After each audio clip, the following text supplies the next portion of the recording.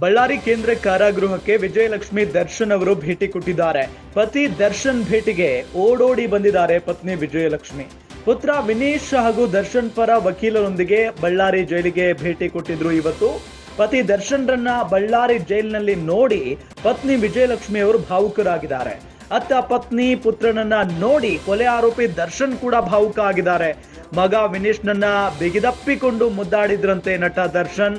ಪತಿ ದರ್ಶನ್ಗೆ ಧೈರ್ಯ ತುಂಬಿದಾರಂತೆ ಪತ್ನಿ ವಿಜಯಲಕ್ಷ್ಮಿ. ಮೊದಲ ಬಾರಿಗೆ ಬಳ್ಳಾರಿ ಜೈಲಿಗೆ ಭೇಟಿ ನೀಡಿರುವುದು ವಿಜಯಲಕ್ಷ್ಮಿ ದರ್ಶನ್ ಅವರು. ದರ್ಶನ್ಗಾಗಿ ಬ್ಯಾಗ್ ನಲ್ಲಿ ಡ್ರೈ ಫ್ರೂಟ್ಸ್, ಹಣ್ಣು, ಬಟ್ಟೆಯನ್ನ ತಂದಿದ್ರು ವಿಜಯಲಕ್ಷ್ಮಿ. ದರ್ಶನ್ ಪರ ವಕೀಲರೊಂದಿಗೆ ಜಾಮೀನು ಬಗ್ಗೆ ಮಾತನಾಡಿದ್ದಾರೆ ದರ್ಶನ್. ಮುಂದಿನ ಕಾನೂನು ಪ್ರಕ್ರಿಯೆಗಳ ಬಗ್ಗೆ ವಕೀಲರಿಂದ ಮಾಹಿತಿಯನ್ನ ಪಡ್ಕೊಂಡಿದ್ದಾರೆ ಅನ್ನೋದು ಗೊತ್ತಾಗ್ತಾ ಇರುವಂತಹ ವಿಚಾರ. ಎಲ್ಲೊಂದ್ ಕಡೆ ಇಷ್ಟು ದಿನಗಳ ಕಾಲ ಪರಪ್ಪನ ಅಗ್ರಹಾರ ಜೈಲಿನಲ್ಲಿದ್ರು. ಆದ್ರೆ ಐಷಾರಾಮಿ ಜೀವನ ಅಂದ್ರೆ ಆರಾಮಾಗಿದಾರಪ್ಪ. ರಾಜಾತಿಥ್ಯ ಕೊಟ್ಟ ವಿಚಾರ ಅಥವಾ ಒಂದು ಫೋಟೋ ಏನು ವೈರಲ್ ಆಯ್ತಲ್ಲ, ಅದಾದ ಬೆನ್ನಲ್ಲೇ ಅವರನ್ನ ಬಳ್ಳಾರಿಗೆ ಶಿಫ್ಟ್ ಮಾಡಲಾಯಿತು. ಹಾಗಾಗಿನೇ ಅಲ್ಲಿ ಯಾವುದೇ ರೀತಿಯಾದಂತಹ ಸೌಲಭ್ಯಗಳು ಸಿಗ್ತಾ ಇಲ್ಲ ದರ್ಶನ್ ಅವರಿಗೆ.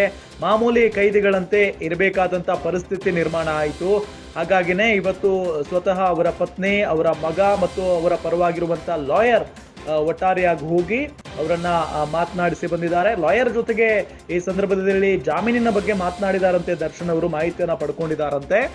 ಜೊತೆಗೆ ಬಹಳಷ್ಟು ದಿನಗಳ ನಂತರ ತಮ್ಮ ಪತ್ನಿ ಮತ್ತು ಮಗನನ್ನ ನೋಡಿ ಭಾವುಕರಾಗಿದ್ದಾರೆ ದರ್ಶನ್. ಇವತ್ತು ಸ್ವತಃ ವಿಜಯಲಕ್ಷ್ಮಿ ಅವರು ಕೂಡ ಹೀಗಾಗ್ಬಿಡ್ತಲ್ಲ ಪರಿಸ್ಥಿತಿ ಅಂತ ಹೇಳಿ ಕಣ್ಣೀರ್ ಹಾಕಿದ್ರಂತೆ.